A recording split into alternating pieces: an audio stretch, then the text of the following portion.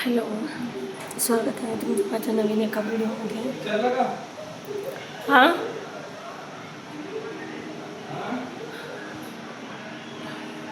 मला इतकी भयानक ताप आलेली आहे काल दुपारपासून, बापरे. आणि घरात कोणीच नाही. मम्मी मम्मी असती ना तर थोडंसं केली तर नसती. स्वयंपाक करायचा राहिलेला आहे. मला थंडी आणि ताप, हे बघा काटे, थंडी वाजते असल्या उन्हाळ्यात, ताप आहे त्याच्यामुळं.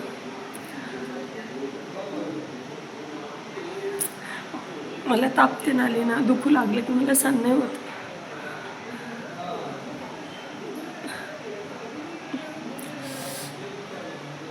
असं बॉडीचं कुठलाच पार्ट नाही आहे की जे दुखत नाही आहे.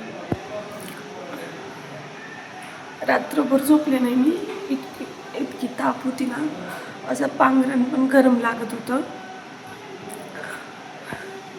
तर 8 वाजता उठलो, ब्रश तेन केले, थोडंसं दूध पिऊ म्हणून दूध घेतले, पण दूध प्यायला नाही गेलं मला, तसंच ठेवले. प्रेम जाडून बिडून काढले बाहेरचं त्याला. आता जायचं आहे हॉस्पिटलला. काय माहिती, मला ना असं राहून राहून मी ना फक्त आठवड्यातून 2च दिवस छान राहते. मला राहून राहून काही ना काय होतं. एवढं कंटाळा आलंय ना आता सगळ्या गोष्टीचा. आपण आजारी असं घरामध्ये, लेकराला स्वयंपाक तेन करता येत नाही, खायला प्यायला सगळे मजबूर होतात. मम्मी असली की मम्मी करते, पण मम्मी गावाला गेली. सकाळी मम्मीचा फोन आला, मम्मीला नाही माहिती मला बरं नाही ते, मम्मीला सांगायला नाही. मम्मीचा फोन आला, मम्मी मला घ्यायला पाठव. सध्या तुम्हाला तर माहिती आहे मी काम सोडले, माझ्याकडे पैसे नाही आहेत. आता तिला आणायला जायचं मला 2-3 हजार रुपये लागतात तिकडं. जाताना तिकीट, येतानाचं तिकीटच नुसतं धरून, जास्त काही नाही. 2-3 हजार रुपये लागतात. एवढ्या लांब आहे कर्नाटकमध्ये. आता मम्मीला घ्यायला तुम्हाला एकट्याला जा म्हणलं मी नवऱ्याला. ते म्हणतात मी काही रिकामं नाही आहे आणायला जायला. असं हेरी तर आज 3-4 दिवस झालं घरात येत. दुसऱ्याच्या कामासाठी सुट्ट्या घेतल्या. ते असताना आपण किती जरी केलं ना, आपण जर नाही कमवलं, आपली कदर कुठंच नसते, कुठंच नसते.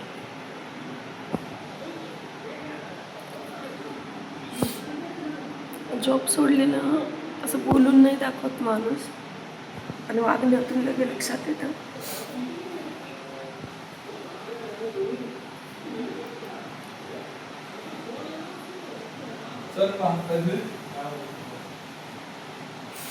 बोलण्यातून, करण्यातून, वागण्यातून लक्षात येतं की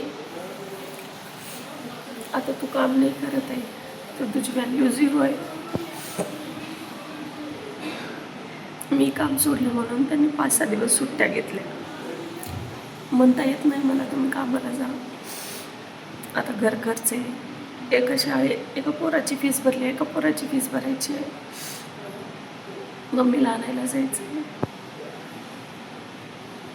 मग त्याच हॉस्पिटलला जाऊन येते. इथं ना म्हणजे फाट्यावर जायला ॲटो भेटतात फाट्यावर, पण कसं आहे माहिती का, जवळ नाही आहे फाटा, पण 4-5 किलोमीटर आहे. तिथपर्यंत पायी जावं लागते.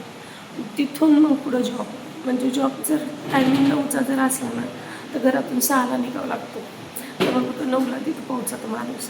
एवढं लांब आहे, आणि माझ्याने पायी चालणं होत नाही एवढ्या लांब. काही नाही, तू चहा पी, एवढ्या लांब चालणं नाही होत. एवढ्या लांब चालत जा, चालत या, पुन्हा तिथं 8-9 तास काम करा. माझं शरीर पण ना मला साथ नाही देत.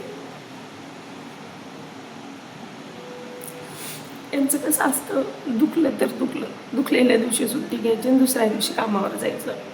काही होत नाही, गोळी घ्यायची आणि कामावर जायचं.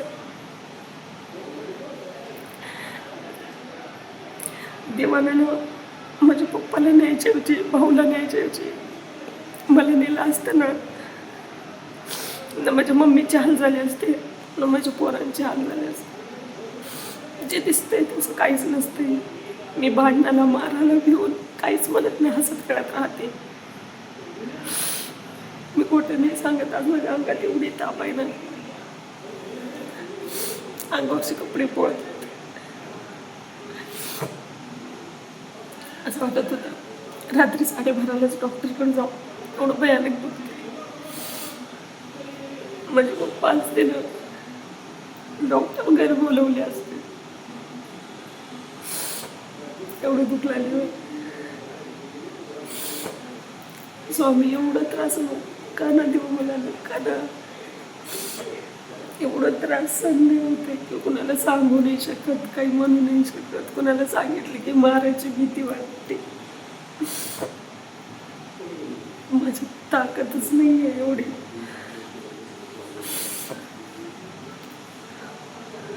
तुम्हाला सगळं माहिती आहे स्वामी, कुणाला माहिती असो नसो, आणि तुम्ही तरी माझं शरीर चांगलं करा ना. मी थकली आहे, प्रत्येक ठिकाणी दाखवून दाखवून, पैसे घालून घालून थकून गेले.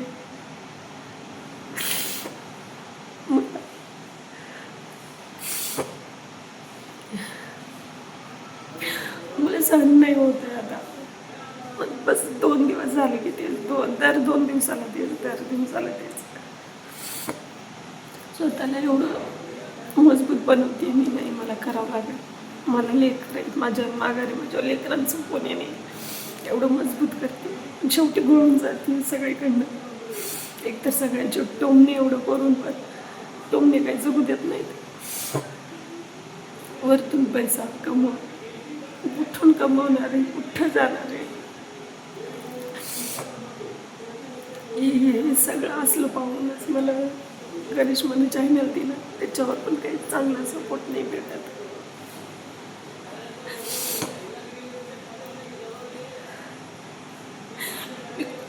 मला ना असं झालं ना, मी कुठं जाऊ जिथं मला कामाचे जास्त पैसे भेटते आणि मी माझ्या लेकरांचं आणि मम्मीचं पोट बनव. हे वरतून हे शरीर असं.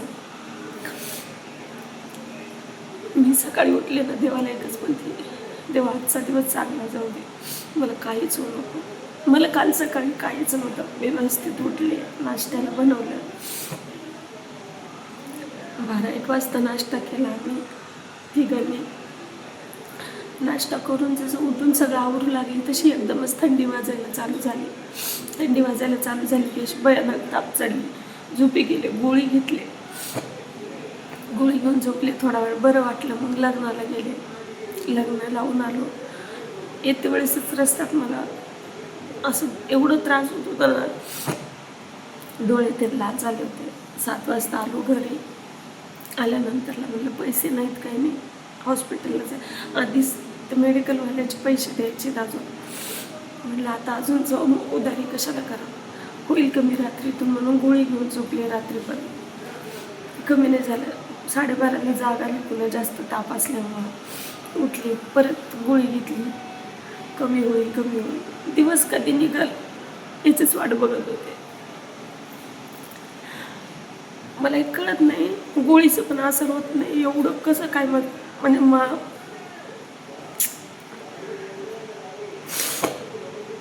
कुठल्या औषधाचं, कुठल्या देवाच्या याचं काहीच असर होत नाही आहे माझ्यावर. एवढं काय मी कुणाचं पाप केलं असेल. माझं सगळ्यांनी वाईट केलं, मला घरातून हाकलून दिलं. पण मी आज त्याच लोकांना घरी बोलवते, त्यांना बोलते, त्यांना सगळं करते, कुणाला नाही नाही म्हणत. ज्या लोकांनी माझं घर पाडलं त्या लोकांना मी घरी बोलवते, काहीच नाही म्हणत, हसत खेळत राहते त्यांच्यासोबत. सगळ्यांना मी माफ करते, तरी माझ्या मागं एवढं. मी कधीच असं वागत नाही की एखाद्याला त्रास होईल.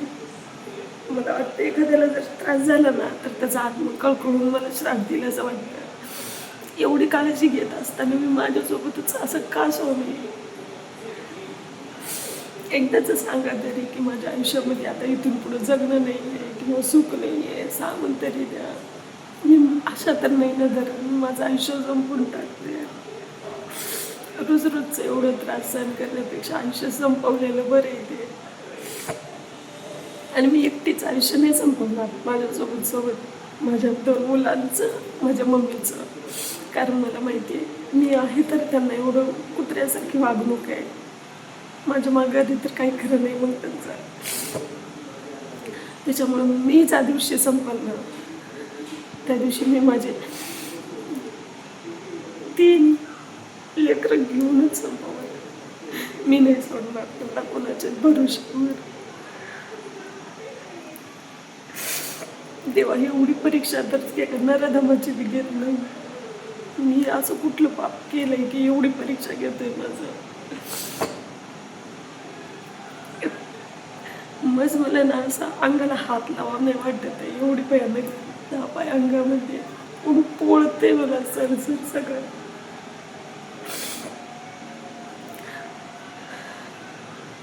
देवा बस झालं ना, बस झालं ना, एकदाच सांग तरी तुझा निर्णय काय आहे. प्रत्येक वेळेला नवीन आशा घेऊन उठते, प्रत्येक वेळेला नवीन आशा घेते. आज तरी चांगलं होईल, उद्या तरी होईल. मागच्याच दिवस माझ्या पुढे आणून ठेवतो. आणि माझ्या घरच्यांचा जीव गेले, मी कोणाचा जीव तरी घेतला नाही रे. तर ते लोक सुखी आहे जे माझ्या घरच्यांना मारून टाकले. ते तरी लोक सुखीचं मधाने पैशात लोळते आणि मी कुणाच काही न करता मी इथे एवढे त्रास आहे. रोज जे हसत खेळत दिसतं ना ते खरं नसतं. जे दिसतं ते खरं नसतं. मी स्वतःला म्हणते की नाही आपण हसत खेळत राहावं, सारखं सारखं तेच रडलं तर देव नशिबाला ते चालतं म्हणून. पण नाही, हसत खेळत जरी राहिले तरी देव माझ्या नशिबाला तेच आणून ठेवतोय.